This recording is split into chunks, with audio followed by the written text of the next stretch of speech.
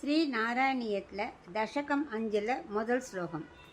வியக்தாவியக்தமிதம் ந கிஞ்சிதபவத் பிராக்ராக்ருத பிரக்ஷயே மாயாயாம் குணசாம்யருத்த விக்ருதௌ त्वय्यागतायां लयं नो मृत्युश्च ददामृतं च समभून् अह्नो न रात्रे स्थितिः तत्रैकस्त्वमशिष्यता किल பரானந்தப்பிரகாஷாத்மனா.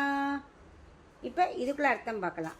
இந்த 5வது தசகத்தில் பட்டத்ரி விராட புருஷனா வடிவமாக இருக்கும் பகவானை பற்றிய நிலைமையை பற்றி சொல்கிறார். அதாவது, குருவாயூரப்பா, இந்த உலகத்தில் வியக்தம் அவ்வியக்தம் 2 இருக்குது. வியக்தம்னா என்ன? வெளிப்படும் பகுதி. அவ்வியக்தம்னா வெளிப்படாத பகுதிகள். அப்படி 2 இருக்குது. இவை என்ன பண்ணுமா, மகா பிரளய காலத்தில் கொஞ்சம் கூட எதுவுமே வெளியே தெரியாமல் அப்படியே உள்ளே இருக்குமா. மூல பிரகிருத்தியில் 3 குணங்கள் இருக்கு இல்லையா? தமோ குணம், ரஜோகுணம், தமோ குணம். அந்த 3மே சம அளவில் இருக்கின்றன. இதனால் மூல பிரகிருதி மாறாமல் இருக்கும்.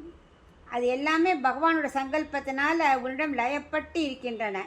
இந்த சமயத்தில் மரணங்கிறது எதுவுமே கிடையாது. அனைத்தும் சூக்ஷ்ம வடிவத்தில் பகவானிடம் லயப்பட்டு இருக்கின்றன. ஜீவாத்மாக்களுக்கும் ஞானம் இல்லாத நிலையால் அச்சேதனம் போல இருக்கின்றன.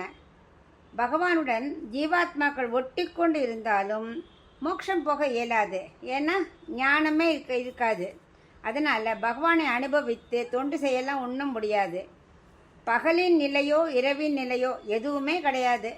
குருவாயூரப்பா, அப்போ நீ ஒருவன் மட்டுமே நிச்சயமாக மிக உயர்ந்த ஆனந்தமே வடிவமாக, நல்ல ஞானானந்த வடிவமாக இருக்கிறாய் அப்படின்னு பட்டத்திரி இந்த ஸ்லோகத்தை சொல்கிறார்.